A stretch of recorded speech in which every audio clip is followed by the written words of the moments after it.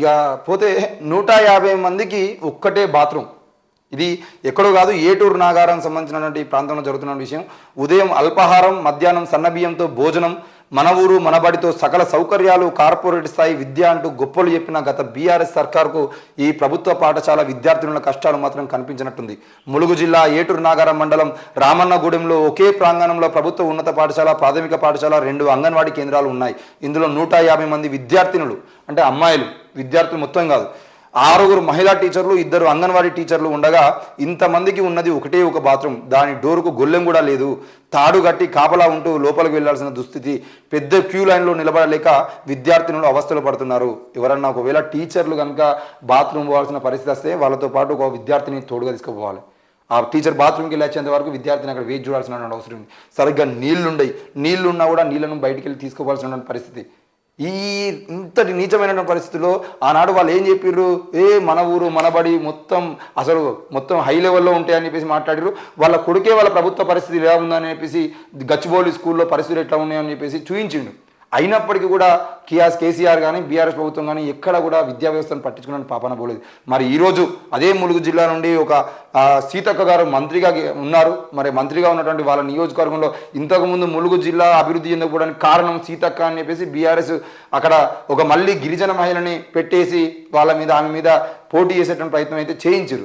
మరి అట్లాంటి క్రమంలో ఈరోజు మళ్ళీ సీతక్క గెలిచింది. మరి సీతక్క తప్పకుండా ఒక మంత్రిగా ఉన్నటువంటి సీతక్క ముఖ్యంగా అమ్మాయిలు అత్యంత ఇబ్బందికి గురవుతున్నటువంటి క్రమంలో ఈరోజు 150 మందికి ఒకటే బాత్రూమ్ ఉన్నదనంటే, 150 మంది అమ్మాయిలు ఒకటే బాత్రూమ్ వాడుకోవాల్సిన పరిస్థితి వచ్చింది అని అంటే ఈరోజు ప్రభుత్వం ఏ రకమైన చర్యలు తీసుకోవాల్సిన అవసరం ఉందో చూడాలి. ఈరోజు కార్పొరేట్ పాఠశాలలకి విద్యార్థులు పోవడానికి ప్రధాన కారణం కూడా ప్రైవేటు పాఠశాలల పరిస్థితి బాధపడాల్సిన అవసరం కూడా ఇట్లాంటి వాటి వల్లే వస్తుంది.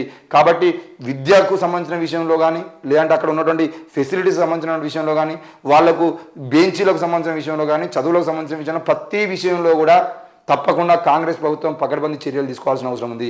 ఈరోజు సమయానికి స్కాలర్షిప్లు రాకుండా, సమయానికి పుస్తకాలు అందకుండా, తెలంగాణ రాష్ట్రంలో మీరు సన్నబియ్యంతో భోజనం పెడతామంటున్నారు. ఆ సన్నబియ్యం అనేది ఎక్కడ నుండి వస్తున్నాయి? సన్నబియ్యం మళ్ళీ రేషన్ బియ్యం, దొడ్డు బియ్యాన్ని సన్నబియ్యంగా మార్చి ఇస్తున్నటువంటి కాంట్రాక్టర్ కూడా ఎంతోమంది ఉంటున్నారు.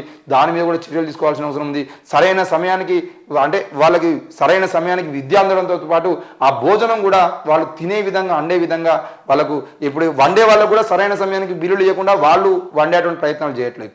మరి ఇట్లాంటి అన్ని లోపాలను ముఖ్యంగా విద్యాశాఖలో ఉన్నటువంటి ప్రతి సమస్యని మంత్రి సీతక్క గారు, అలాగే విద్యాశాఖ మంత్రిగా ఉన్నటువంటి రేవంత్ రెడ్డి గారు ఇంకా దాన్ని తప్పకుండా చర్యలు తీసుకుని ఎట్టి పరిస్థితుల్లో కూడా తెలంగాణలో విద్యని పకడ్బందీగా ముందు తీసుకోవాల్సిన అవసరం అయితే ఉంది. మొన్ననే రేవంత్ రెడ్డి గారు చెప్పారు, మూసేసిన పాఠశాలను కూడా తెరిపిస్తామని. మూసేసిన పాఠశాలను తెరిపించడము, విద్యా వ్యవస్థను ఇంకా ముందు తీసుకుపోవడం అంటే తప్పకుండా అక్కడ క్వాలిటీని పెంచేటువంటి ప్రయత్నం అయితే చేయాలి.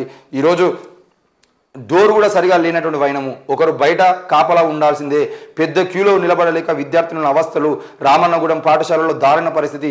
ఈరోజు క్యూలో నిలబడాల్సినటువంటి పరిస్థితి విద్యార్థులు ముఖ్యంగా అమ్మాయిలకు ఉంటే, ఆ అమ్మాయిలకు సంబంధించిన విషయంలో వాళ్ళకి ఎవరికైనా హెల్త్ సమస్యలు ఉండేది ఉంటే ఆ పరిస్థితి చెప్పుకోలేనటువంటి పరిస్థితి.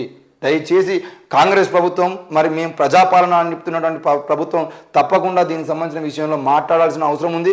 ఏది ఏమైనా కూడా ఏటూరు నాగారమే కాదు, కేవలం ఏటూరు నాగారంలో మాత్రమే ఈ యొక్క సమస్య లేదు. తెలంగాణ రాష్ట్ర వ్యాప్తంగా ఇలాంటి సమస్యలు ఉన్నటువంటి పాఠశాలలు బోలెడని ఉన్నాయి. కాబట్టి రాష్ట్ర వ్యాప్తంగా ఉన్నటువంటి అన్ని పాఠశాలల్లో సరైన వస్తువులు కల్పించాల్సిన బాధ్యత ఉంది. తప్పకుండా అన్ని పాఠశాలల్లో ఆ తల్లిదండ్రులతో కమిటీ ఏర్పాటు చేయాల్సిన అవసరం ఉంది. ఆ కమిటీని తప్పకుండా మండల విద్యాధికారికి, ఇప్పుడు ఎంఈఓలు కూడా సరిగా లేరు కాబట్టి ఎంఈఓలను తీసుకొని మండల విద్యాధికారికి వాళ్ళందరినీ అటాచ్ చేసి ఏ స్కూళ్ళలో ఏ సమస్యలు ఉన్నాయి, అందులో ముఖ్యంగా విద్యార్థులకు కావాల్సినటువంటి వస్తువులకు సంబంధించిన విషయంలో ఏమైనా ఉన్నాయా వాటిని ప్రభుత్వం వెంటనే తీసుకురావాల్సిన అవసరం ఉంది. ఉన్నత విద్య వరకు కేజీ నుండి పీజీ వరకు దాదాపు అన్ని విద్యా వ్యవస్థల్లో, అది ఇంటర్మీడియట్ కాలేజీలైనా, డిగ్రీ కాలేజీలైనా, పీజీ యూనివర్సిటీలకు సంబంధించిన విషయంలో అయినా కూడా అన్నిట్లలో తప్పకుండా మంచి మెరుగైన వసతులు కల్పించాల్సిన బాధ్యత మాత్రం ప్రభుత్వం మీద ఉంది. ఆ ప్రభుత్వం ఇలాంటి విద్యా వ్యవస్థను పకడ్బందీగా ముందు తీసుకుపోయి అంటే మంచి ప్రక్షాళన చేసి మంచి నాణ్యమైన విద్యను అందిస్తూ, నాణ్యమైన విద్యతో పాటు వస్తువులన్నింటినీ కల్పిస్తూ ముందుకు పోతే మాత్రం రానున్న రోజుల్లో కాంగ్రెస్ పార్టీకి మరింత క్రేజ్ పెరిగేటువంటి అవకాశం ఉంటుందని కూడా విషయాన్ని కూడా గమనించాల్సిన అవసరం ఉంది. ఏది ఏమైనా కూడా ఏటూరు నాగారం జిల్లాలో ఈరోజు మంత్రి సీతక్క గారు గెలిచారు. మరి సీతక్క గారు ఆధ్వర్యంలో ములుగు జిల్లాలో ఇట్లాంటి పాఠశాలలకు మరి మెరుగులు వస్తాయని చెప్పేసి మనం ఆశిద్దాం. Thank you.